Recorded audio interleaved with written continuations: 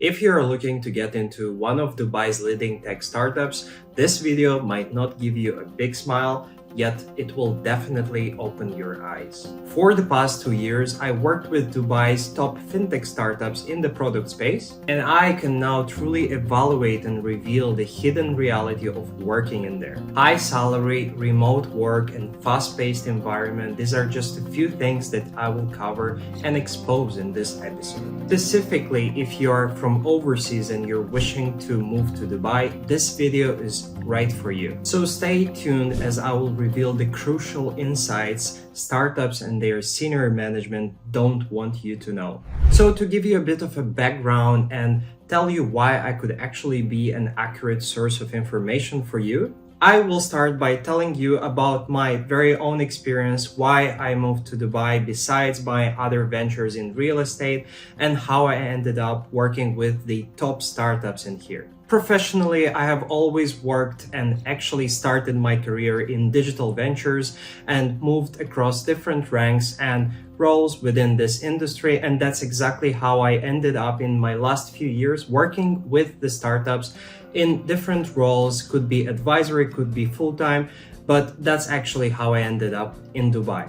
When I came here, there were a lot of opportunities in the product space for fintech specifically, and that's where I specialized in. And I already reached a level of a head of product or CPO, working in the past with companies such as Shell, Endava, Nets, and being actively involved into crowdfunding rounds and also freelancing for the big fintechs of the UK such as Revolut, Mozo, TransferWise, TransferGo, Paysend. With that, I built a good reputation in this space, specifically for fintech, and that's how actually startup founders and CEOs started noticing me and reaching out to me, and that's how I actually got more involved into these C-level roles.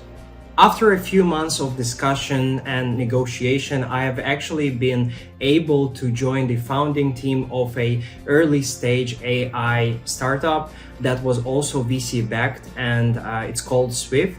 And that's exactly when I decided that I will be moving full-time to Dubai to join the founding team as a CPO and lead the whole product. During my time there, I've actually been able to discuss and also meet different founders of other fintech startups, and not only fintech in the region. Since we were a SaaS company, which stands for software as a service, I actually had to meet a lot of clients, investors, and any other individuals in that network. So I have built on that network, and that's exactly when I started noticing how this whole startup movement is developing in the region, how they are treating their employees, what are the benefits in other startups, and how they are also able to reach and raise money. Since my first experience here with Swift, I actually was able to join some other startups and be their CPO advisor and basically observe how their startups are also developing. I have also headed the whole product department of a startup called People, which is the Revolut alternative in the Middle East region, and it's one of the biggest fintech payment providers in Dubai. And overall, being based in the heart of the fintech community in Dubai, and not only fintech, also the other tech startups and even e-commerce, being in the IFC Fintech Hive, and then moving on to other regions such as Internet City, Media City, for those who know Dubai well, also some other communities like Astrolabs. I have actually been able to grasp a really good understanding of what startups are doing in Dubai. And of course, if you want to know more about my own experience, or you also want to reach out to me directly, please visit my LinkedIn profile, which is in the description below, and we can connect as well on any other matters. So how do you get into the top tier startups in Dubai? Although I can do a more detailed video on this specific topic because I'm pretty sure you would be interested in that, and if you do so, leave a comment in the description below and I will make sure to do this for you. In this video, I just want to mention a couple of things that I believe are very important and you should definitely take care of when you're thinking to get into these startups. Obviously, I won't mention only competition because that is insanely high. That's on a completely different scale comparing to any other regions. Now, Dubai is one of the hottest markets in the world with zero income taxes, and obviously there will be a lot of competition. However, the main point that I want to note in here is that you actually have to be super specialized because, for example, if you are working currently in biotech and you want to move to fintech, you can most probably forget about this. And honestly, that's the truth because hirers here, they would prefer someone who has already done fintech for many years, or that could be also applied to anything else like e-commerce. If I wanted to get into e-commerce with a fintech background, that probably is going to not happen. Honestly, I don't want to demotivate you, but I personally, a few years ago, tried to apply for different kind of startups, and not only startups, other companies as well. And I experienced this on myself. I saw that there were no replies whatsoever if I applied in a different field from the one that I have already worked in.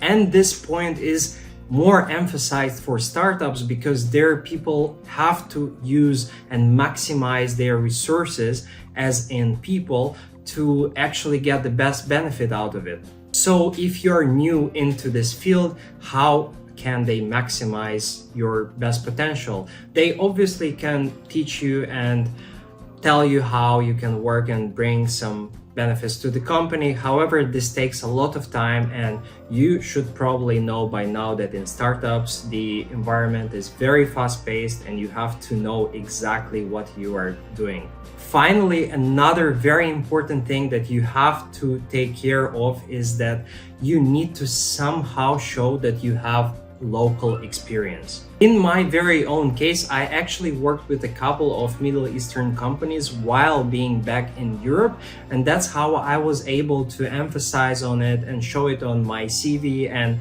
on my LinkedIn profile as well. And that's how I kind of got into this environment and into this local circle. Overall, if you don't have any experience in Middle Eastern region whatsoever and you are applying just to get a job here because you heard from someone that there is zero income tax and very high salaries, truthfully, you can forget about it because that's just not gonna happen. You can obviously be lucky and get it, but that is very rare. And if we wanna just, work towards it and make it as a long-term goal for you to move here and to get into these top-tier startups, then you actually have to work on your profile as well.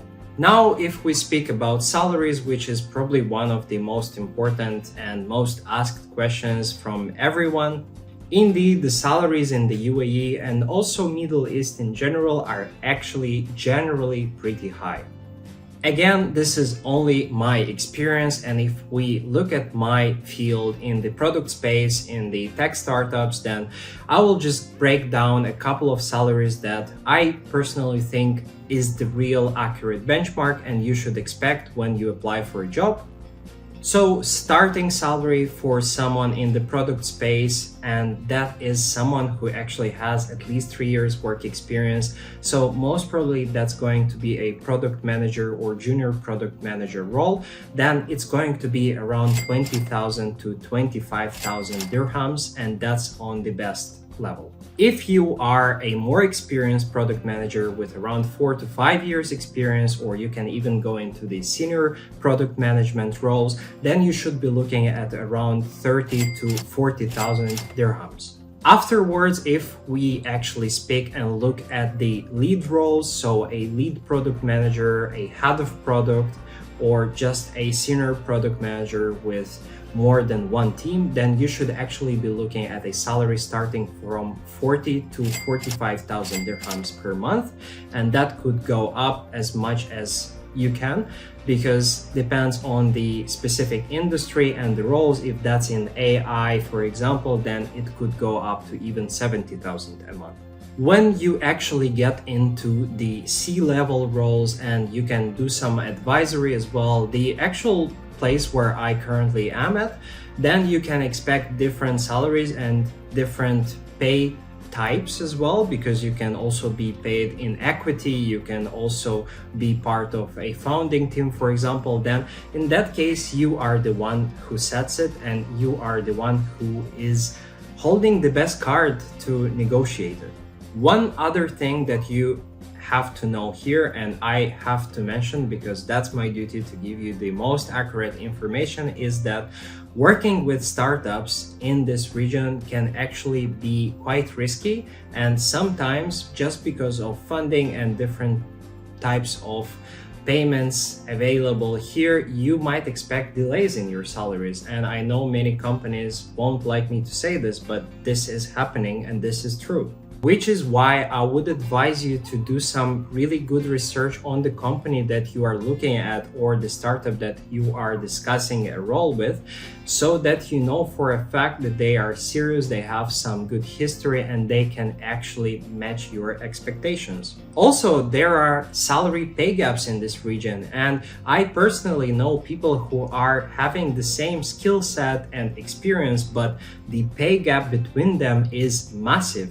By the pay gaps, I don't mean gaps of $200 or $500 a month. I actually mean that there are people who can earn 50,000 dirhams per month, but they are actually stuck in a role with 20 or 30,000. So you should definitely investigate your role, your company, what your competitors are doing, and your skill set as well, and make the most of it.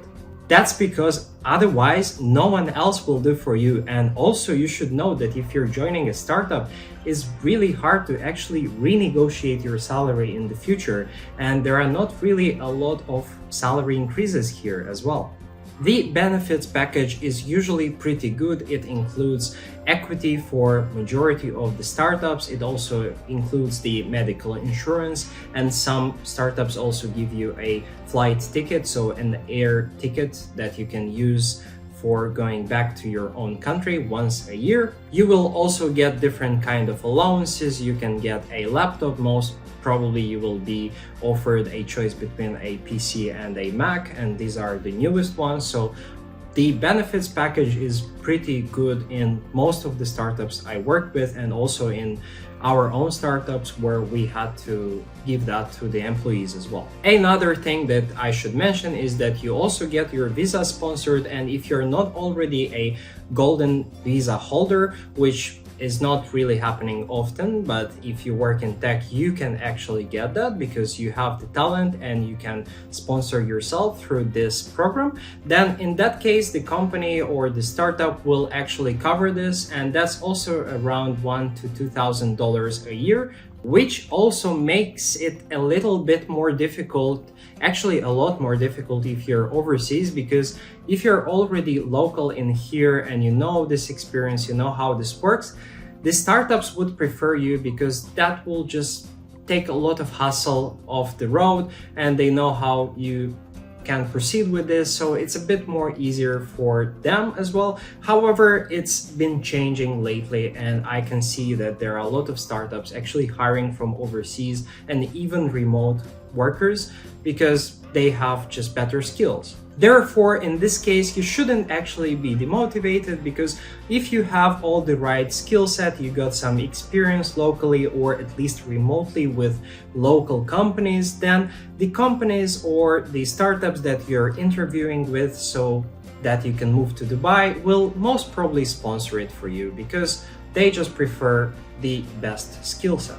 In my very own case, I would also look everywhere, and if I see a better candidate with the right skill set, then I wouldn't really care if they are based locally here or they are even working remote. Most of my employees and the teams are actually hybrid or remote, so that really depends on the startup that you're interviewing with. This brings us to the next point that I want to talk about, which is the work location, and that could be either in office, hybrid, or remote. With this, honestly, even though you are in tech and you are already used to working remotely or at least hybrid, it's actually not always the case in Dubai and the UAE in general, because the culture here is more of a in-office culture, and many of the startups as well, they require you to at least be present in the office for 3 to 4 days a week, which I personally wouldn't categorize as hybrid. However, if you are in a more senior role, or if you're leading a team and you actually have the experience to do it both in office and online, then in that case you can negotiate with the startup that you will be working remotely, or any other setup that fits your purpose. Which is why in this case I think it only depends on you, or the way you negotiate with the startup and how you can present yourself.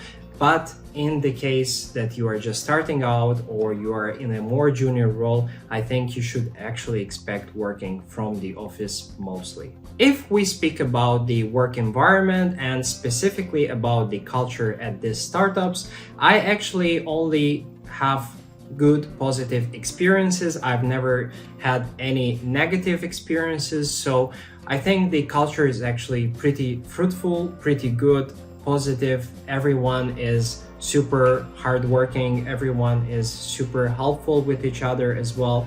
Onboarding a new member is usually very easy and very fun as well.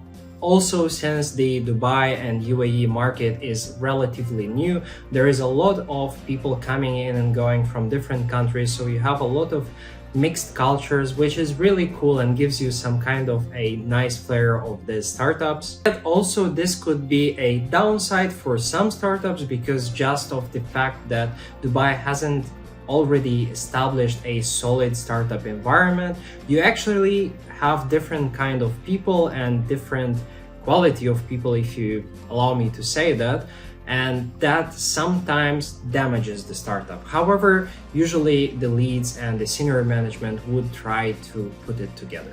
Also, there are different local requirements of employing different local people, or having a mixture of employees as well, and that sometimes leads to bringing on not the highest quality of people. And I know many of employers would probably hate me for saying that, but that is true and that is happening, so it's unavoidable. So you most probably can experience that, but I would say 99% of the time you actually have a very positive and really well looking environment in these startups.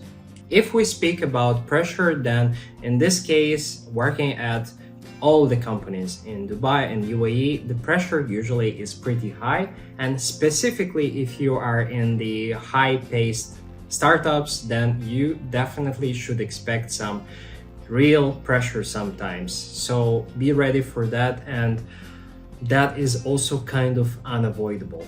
At least for the first few months where you are just getting started, you want to know all the team members and how the processes work, and establish yourself as well as a valuable team member, then you should expect some high intense pressure. This is definitely a downside of working in the startups, especially in Dubai, and that's because you sometimes will have very long hours. You won't necessarily have a very good work-life balance, at least in your first few months. However, that could actually be changed, and if you set up your systems right, then you should definitely be able to manage that perfectly fine in the future. The other thing that I really want to mention is that there is a lot of focus on different things, and it's really changeable, and sometimes it's unexplainable why these changes happen, and that's why the delivery of the work is impacted, and that's how all this cycle of pressure could be actually created. I have personally seen teams that started working on something, and then just because they are required to do it very quickly, there is a lot of pressure from the senior management, from investors to the senior management, which creates the overall kind of high intense society in this small startup space. Then that's actually how you end up with working overtime and not really being so productive. So I will definitely say that this is one of the biggest downsides. The shifts in priority is happening everywhere in all the startups, and some of the best ones that are currently unicorns, I think they kind of already tackled that, or at least they're on the right track to do so. So I think some startups, if you're watching me now, you should definitely implement this system in your own structure, because otherwise I think that's not a very successful way to look at it. In terms of travel, there is not much travel actually happening in the local scene. Majority, if it does, it's only going to the Saudi, which is another second market that's the most high-paced comparing to Dubai, and that's developing every single day. So there are a lot of projects and also investors coming from that market, which require you to implement and develop a product roadmap for the Saudi market as well. In terms of career growth, if you look at just working at the same startup, then you might actually expect some delays in your roles being increased, or some delays in salary raises as well, which is not usually the best thing about it. However, I've seen people basically working on their career growth by just jumping from one start to another, and I think for now this is the only way around if you want to grow faster. However, I am really hopeful that the current startups, they will implement another system and they would be able to reward their employees faster, so they don't need to actually leave the company. This leads us to the next point, which is senior management, and that is super different in all the startups that I've seen. There are a couple of startups that have really solid senior management. They are super product oriented. They know how product should look and how tech teams are built as well. And those are the startups that are performing the best. However, I've also seen teams where the senior management doesn't know what they're doing, or they just have some business experience in the past. They had some big roles and they just build their own community around their friends, and they don't really know how to build the right product-oriented and also very customer-centric teams. Again, in this case, I would recommend you to just go to Glassdoor and read all the reviews about that specific startup that you are looking at or interviewing with, and you will most probably find all the feedback and all the insights about the senior management in all the comments in there. So definitely do check that out before accepting an offer. I know you might have just one offer and it's very hard to say no, but sometimes this is very important. This could be translated into my next thing that I'm going to mention, and that is actually happening not only worldwide, but super often in this region, which is redundancies. And that's definitely impacted by the senior management having poor decisions and poor budgets to manage the expectations of the company or set up a proper strategy that will allow this to not happen. Due to these teams in mainly senior management who were working towards one strategy, then shifting the priorities to another one, then getting some investors from somewhere else and shifting the whole product roadmap. I've seen this happening in a few startups, and this definitely is the number one thing that leads to redundancies, cuts in budgets. So this happens in the region, and I just want to make sure that you know about this and research everything about the company before applying. Specifically, if you are in the tech space, this happens also in the bigger companies. However, at least in the bigger companies, you might have a few months that would be paid to you after you were made redundant. In the startups, actually, this also happens. You will have a less amount of time that will be paid to you. So if you're working with the good startups, then you should expect a good package, even if this happens, because sometimes life happens and this is the only way to save the company. And other times this happens more often and more unreasonable. So when this is the case, then you should definitely research it in advance. Also, I've seen startups who generally take you with a higher salary at the beginning just because they couldn't take you any other ways, and they have to, but they deep inside know that they cannot actually sponsor you for long term, but obviously you would never be told about this. So just be sure that this company maybe raised enough money to sponsor your role and so on. You can search through Google, you will see all the rounds that they had. And I'm not relating to a specific company, I've just seen a few doing that. And that definitely also happens in the fintech space. So just be mindful of that. Now, if we speak about the product culture, then this is really two-faced in this specific region, because I've seen again companies who have a very product-oriented approach and they do a lot of customer research, they do user interviews, and there are also other companies who've never even heard or did some research on their user personas, which is also another thing that impacts directly the product roadmaps and the strategy of the product overall.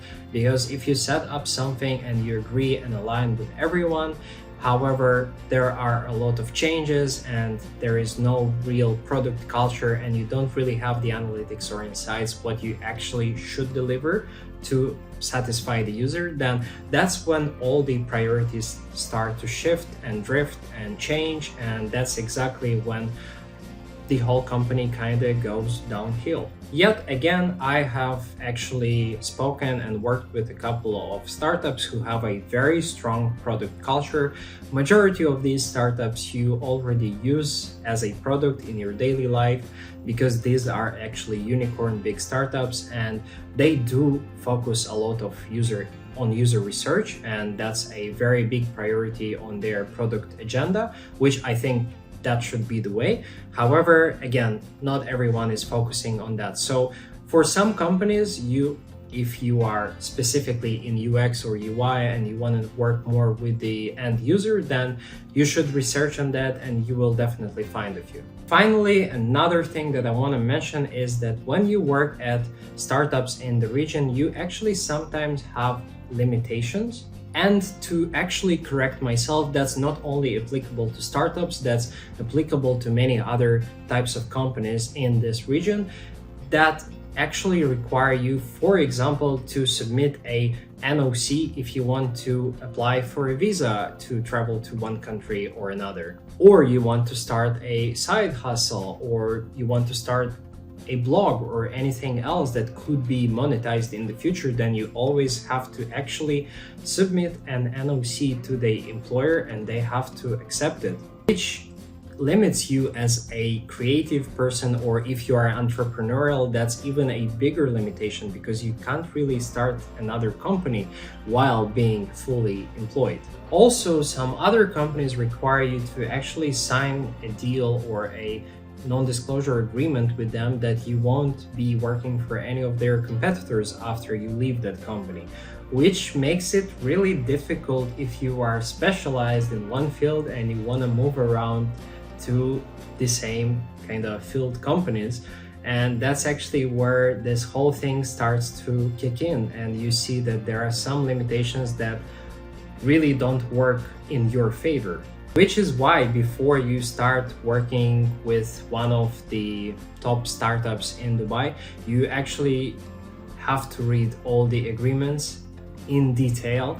Don't skip any of the pages and make sure you understand every single point and title and anything else that's in that agreement, and make sure you just revise it with someone else so that you know what you are signing for.